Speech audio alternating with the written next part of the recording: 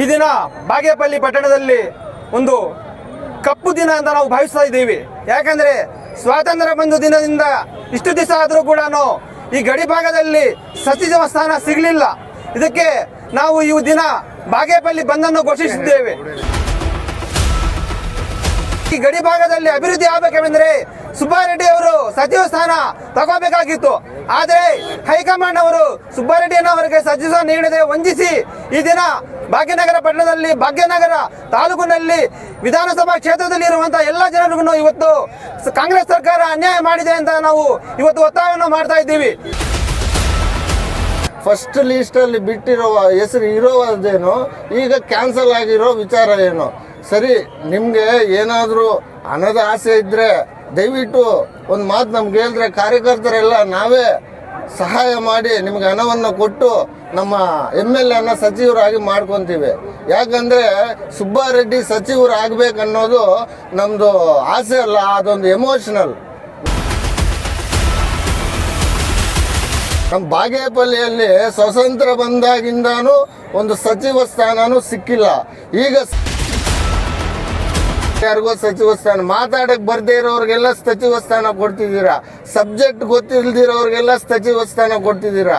ಇವರು ಅಭಿವೃದ್ಧಿಯಲ್ಲೂ ಇದ್ದಾರೆ, ಜನರ ಸೇವೆಯಲ್ಲೂ ಇದ್ದಾರೆ, ಎಲ್ಲ ಇದ್ದು ನಮ್ಮ ಸಚಿವ ಸ್ಥಾನ ಕೊಡಕ್ಕೆ ನಿಮ್ಮ ಪ್ರಾಬ್ಲಮ್ ಏನು?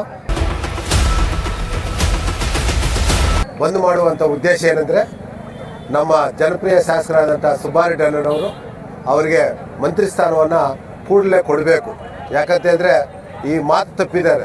CM ಮತ್ತು ಮಾಜಿ ex-CM ಇಬ್ಬರು DK ಶಿವಕುಮಾರ್ ಆಗ್ಬೋದು ಮತ್ತು ಸಿದ್ದರಾಮಯ್ಯ ಆಗ್ಬೋದು, ಹರಿಪ್ರಸಾದ್ ಆಗ್ಬೋದು, ಹೈಕಮಾಂಡ್ ಯಾರೇ ಆದ್ರೂ ಮಲ್ಲಿಕಾರ್ಜುನ ಖರ್ಗೆ ಆಗ್ಬೋದು, ಇವರೆಲ್ಲರೂ ನಮ್ಗೆ ಮೋಸ ಮಾಡಿದ್ದಾರೆ. ಯಾಕಂದ್ರೆ ನಾವು ಶಿಸ್ತಿನ ಸಿಪಾಯಿಗಳು ಬಾಗೇಪಲ್ಲಿ ವಿಧಾನಸಭಾ ಕ್ಷೇತ್ರದ ಬಾಗೇಪಲ್ಲಿ ಆಗ್ಬೋದು, ಗುಡಿಬಂಡೆ ಆಗ್ಬೋದು, ಚೇಲೂರು ಆಗ್ಬೋದು, ನಮ್ಮ ಜಿಲ್ಲೆಯಲ್ಲಿ ಇದುವರೆಗೂ ನಮ್ಮ ಬಾಗೇಪಲ್ಲಿಗೆ ಯಾವುದೇ ಮಂತ್ರಿ ಸ್ಥಾನ ಇದುವರೆಗೂ ನೀಡಿರುವುದಿಲ್ಲ.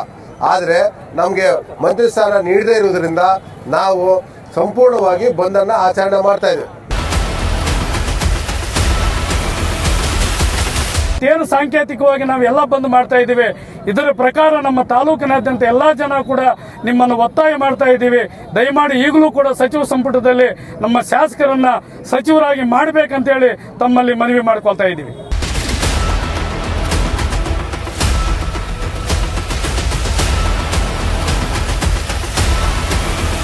ನಾವು ಬಂದನ್ನು ಆಚರಣೆ ಮಾಡ್ತಾ ಇದ್ದೀವಿ. ಇದರ ಪ್ರಮುಖ ಉದ್ದೇಶ ಏನಂತ ಹೇಳಿದ್ರೆ, ಕರ್ನಾಟಕ ಸರ್ಕಾರ ಈಗಾಗಲೇ 20 ಜನ ಸದಸ್ಯರಿಗೆ ಈ ಒಂದು ಸಚಿವ ಸ್ಥಾನವನ್ನು ನೀಡಿದೆ.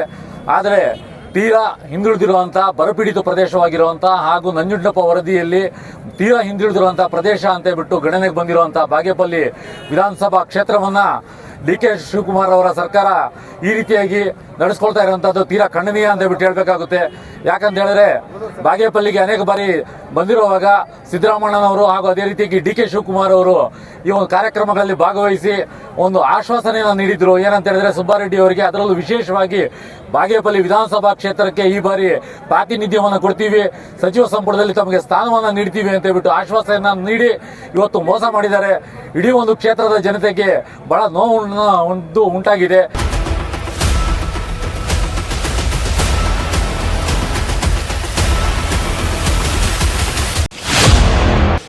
ಎಲ್ಲರಿಗೂ ನಮಸ್ಕಾರ. ನಮ್ಮ ಐಡಿಯಾ ನ್ಯೂಸ್ ಚಾನೆಲ್ ಸಾಮಾಜಿಕ ಕಳಕಳಿ ಇರತಕ್ಕಂತ ನ್ಯೂಸ್ ಚಾನೆಲ್. ಹಾಗಾಗಿ ದಯವಿಟ್ಟು ಈ ನ್ಯೂಸ್ ಚಾನೆಲ್ ಅನ್ನ ಎಲ್ಲರೂ ಸಬ್ಸ್ಕ್ರೈಬ್ ಮಾಡ್ಕೊಳ್ಳಿ ಪ್ಲೀಸ್. ವೀಕ್ಷಕರೇ, ಇಂತಹ ವಿಡಿಯೋಗಳು ನೋಡಬೇಕಾದ್ರೆ ಐಡಿಯಾ ನ್ಯೂಸ್ ಅನ್ನ ಸಬ್ಸ್ಕ್ರೈಬ್ ಮಾಡಿ, ಶೇರ್ ಮಾಡಿ, ಲೈಕ್ ಮಾಡಿ.